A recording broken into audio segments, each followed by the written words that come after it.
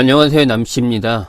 이번에 알려드릴 정보는 제가 며칠 전에 블로그 최신순 저품질 원인과 해결하는 방법에 대해서 알려드렸는데요. 아직도 많으신 분들이 그 블로그 저품질이랑 최신순 저품질을 혼동하시는 분들이 있어서 제가 다시 한번 정리를 해드리도록 하겠습니다. 블로그 저품질 같은 경우에는 네이버에서는 없다고 말하지만 네이버에서는 스팸 문서를 스팸 필터링 한다고 말을 하고 있습니다.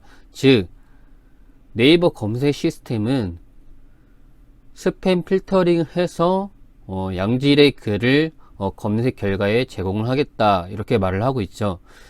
그런데 이제 저품질 같은 경우에는 사람들이 말하는 저품질은 검색 기반으로 했을 때 자연스러운 현상입니다. 하지만 최신순 저품질은 뭐냐면은 일종의 페널티입니다. 근데 최신순 저품질이랑 이제 같다고 표현하시는 분들이 많이 있어서 그런 부분들을 정리해서 말씀드리도록 하겠습니다. 많으신 분들이 최신순 저품질 검색을 하시고 최신순 저품질 탈출 방법에 대해서 검색을 하시는데, 이 중에는 잘못된 정보가 있습니다. 뭐냐면요, 최신순 저품질이라는 것은 제가 페널티라고 말씀드렸잖아요. 즉 기존에 잘 작성하고 있었어요. 그런데 내가 어떤 패턴, 어떠한 글로 인해서 그 이후에 작성하는 모든 글들이 관련도에는 뜨지 않고 최신에 뜨는 이제 현상을 최신순 저품질이라고 하는데, 많으신 분들이 탈출하는 방법을 이렇게 보시게 되면은 루머가 있습니다. 72시간을 기다려라. 그리고 72시간에 뭐 어떻게 해라. 그러면 풀린다. 나 아무것도 하지 않았다. 이렇게 말하시는 분들이 있어요. 자, 보시게 되면은 저도 이렇게 10월 16일 이후에 제 블로그에 최신순 저품질이 보이기 시작한다고 저는 이웃들한테 이미 공지를 했습니다. 그리고 나서 여기에 글을 썼죠. 좀 더 구체적으로 제가 블로그 최신순 저품질은 두 번째 경험을 했는데요. 즉 최신에 작성한 어떠한 글 때문에 그 이후에 작성한 글들이 다 제목을 전체 복사했을 때 관련도에 뜨지 않고, 즉 1페이지 첫 번째에 뜨지 않고 그 이후에 뜨는 증상을 말하는데요. 여기 보시게 되면은 제가 이렇게 글을 썼습니다. 이렇게 제목을 전체 복사해서 검색을 했을 때 여기 첫 번째 떠야 되거든요. 근데 그때 당시 이렇게 안 떴어요. 보시게 되면은 여기도 보이시죠? 그런데 최신에 작성한 글들만 그렇게 된 거지, 기존의 글들을 보게 되면은 이렇게 정상적으로 떠 있는 것을 확인할 수가 있습니다. 그렇게 되면은 여러분들의 이제 기존 글들 제하고 최신에 작성한 글들 중에서 그 기점으로 인해서 원인을 찾아야 돼요. 그런데 이제 많으신 분들이 이 원인을 찾는데 뭔지 모르니까, 내가 어떤 걸 잘못했는지 모르니까 그냥 전체 글을, 최근에 작성한 글을 비공개하라고 말을 합니다. 자, 저 같은 경우에는 이렇게 원인이 될 만한 글을 캐치를 했어요. 잘 보시게 되면은 이 롯데월드 무인 발권기라는 것은 롯데월드에 진짜 실제로 존재하고 있는 시스템이에요. 그런데 롯데월드 무인 발권기가 검색이 되면, 검색 결과에 노출이 되면 안 될까, 이런 생각도 많이 했습니다.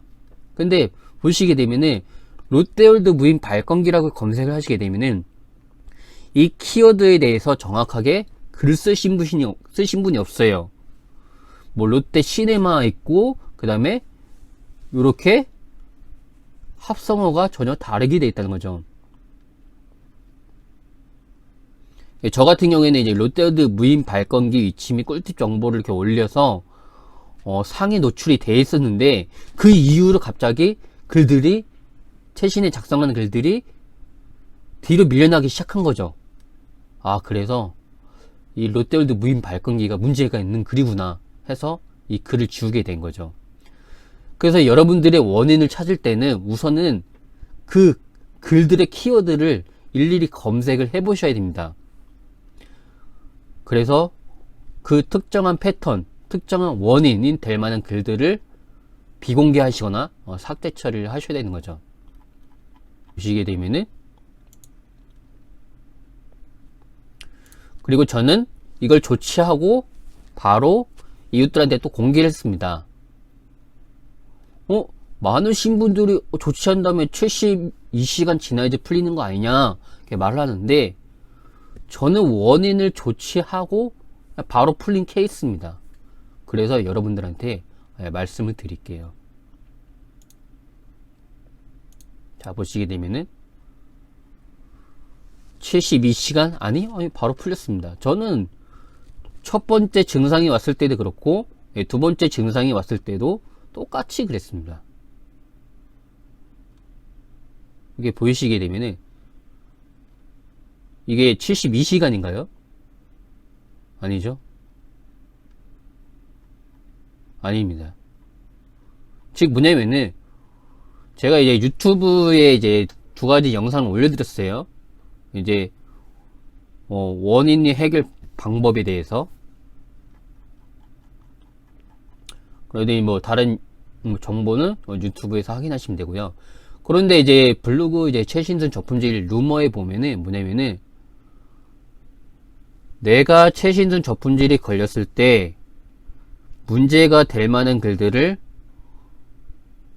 찾아야 되는데, 그렇게 말하지 않고 원인이 뭔지 모르니까 일단 최신에 작성한 글 기점으로 해서 5일치 혹은 7일치 비공개를 처리해라. 당연히 맞습니다. 맞는데 그 중에는 정상적인 글도 있다는 거예요. 왜냐면은 여러분들이 그 글들을 다 비공개 처리하거나 삭제 처리했어요. 그럼 물론 원인이 조치가 되기 때문에 당연히 글이 정상적으로 올라옵니다. 하지만 그 중에서 잘못된 정보가 있습니다. 자, 예를 들어서 그 글을 암세포라고 말을 한다면은, 자, 암세포를 없앴습니다. 근데 그 루머에는 비공개했던 글들을 다시 72시간이 지나면은 다른 글들이 올라오잖아요. 그러면 그때 비공개했던 글들을 다시 공개해 전환해라, 요런 말이 있어요. 이 말은 뭐냐면은, 내가 암세포를 제거했다가 다시 암세포를 재생시키는 거예요. 절대 이런 행동은 해서는 안 됩니다. 왜냐면은 그 글의 원인이 있기 때문에 여러분들의 블로그가 페널티를 먹은 건데, 그걸 다시 살려가지고 다음에 또 페널티를 먹을 수 있다는 겁니다. 그렇기 때문에 그거는 당연히 해서는 안 되는 겁니다. 즉, 내가 어떤 글을 잘못했는지, 어떤 글을 무엇이 잘못됐던 간에 그 패턴을 찾으셔야 돼요. 여러분들은 이미 알고 있어요. 내가 직접 체험한 건지 또는 간접 체험한 건지, 즉 언고를 받아서 작성한 글인지 포스팅 대행 알바를 한 건지 여러분들 본인들이 다 아실 겁니다. 내가 뭘 잘못했는지. 그럼 그 글들을 삭제 처리하셔야 돼요. 무슨 말인지 이해하셨나요? 절대 그 최근에 작성한 글을 비공개하는 것은 맞지만 그 잘못된 원인, 그것만 찾아서 조치를 해야 된다는 거예요. 만약 그 잘못된 원인이 5일치다, 7일치다, 그럼 그거는 당연히 그렇게 처리하는 게 맞아요. 하지만 한꺼번에 5일치, 7일치를 삭제하거나 비공개하게 되면은 여러분들의 블로그에는 큰 타격이 있기 때문에 당연히 조심하셔야 됩니다. 그렇기 때문에 그런 특정한 패턴, 특정한 원인들을 분석해서 조치를 하셔야지 여러분들의 블로그 최신순 저품질을 탈출하실 수 있는 거예요. 이렇게 해서 이제 블로그 최신에서 저 품질에 대해서 다시 한번 정리해 드렸는데요. 이 영상이 도움이 되셨다면 구독과 좋아요 부탁드리겠습니다. 이상입니다.